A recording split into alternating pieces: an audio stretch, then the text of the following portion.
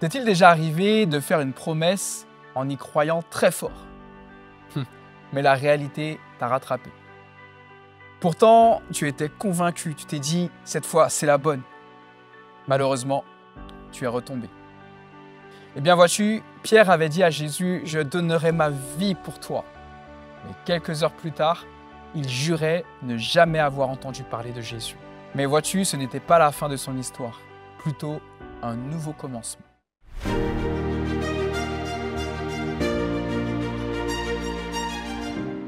La pensée du jour se trouve dans Jean 21, verset 15. Après le repas, Jésus s'adressa à Simon-Pierre. « Simon, fils de Jean, m'aimes-tu plus que ne le font ceux-ci » ? « Oui, Seigneur, répondit-il. Tu connais mon amour pour toi. » Jésus lui dit, « Prends soin de mes agneaux. » Salut, c'est Stéphane et j'espère que tu vas bien grâce à Dieu. On termine cette semaine avec une dernière histoire de vie transformée au contact de Jésus, celle de Pierre. Mon souhait est que tu continues à renouveler ta vie avec le Seigneur chaque jour ou que tu vives une transformation totale, nouvelle, comme cela a été le cas dans les histoires évoquées cette semaine. Après la résurrection, Jésus se manifeste à ses disciples au bord du lac de Tibériade. Pierre, qui avait tout quitté pour suivre Jésus, est retourné à la pêche. Peut-être cherche-t-il à retrouver une forme de normalité après l'échec de son reniement. Alors qu'il pêche toute la nuit sans rien prendre, un homme sur le rivage leur crie de jeter le filet du côté droit. Jean s'écrie « C'est le Seigneur !»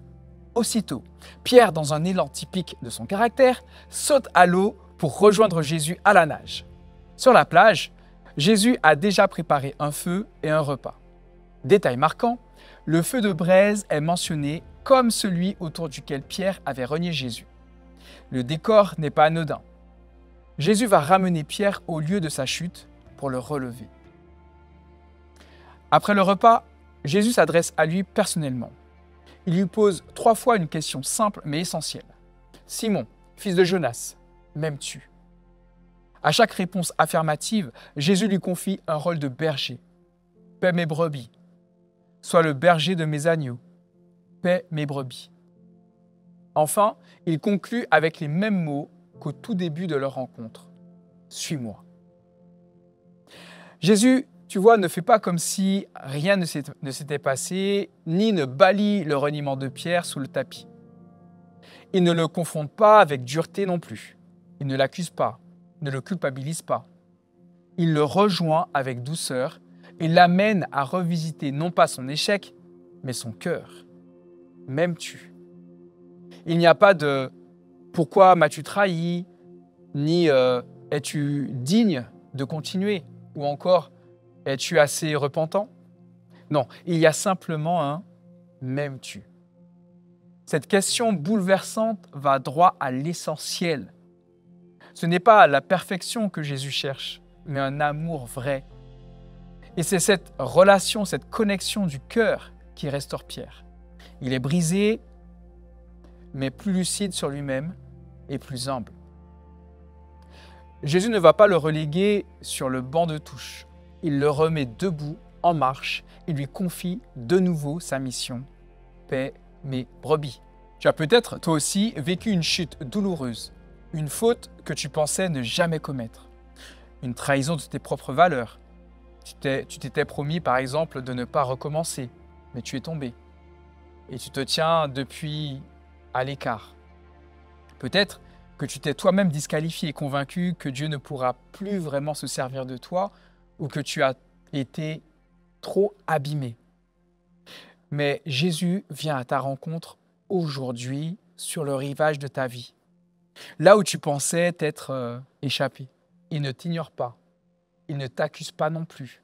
Il t'invite à un repas de réconciliation avec lui, à une rencontre sans masque. Et il te pose cette même question. M'aimes-tu ? Ce n'est pas la force de ta performance qu'il cherche, mais la sincérité de ton amour. Même si ton oui est fragile, timide, entrecoupé de larmes, il est suffisant. Parce que de cet amour, Jésus va faire naître un nouvel appel. il te confie à nouveau une part de sa mission.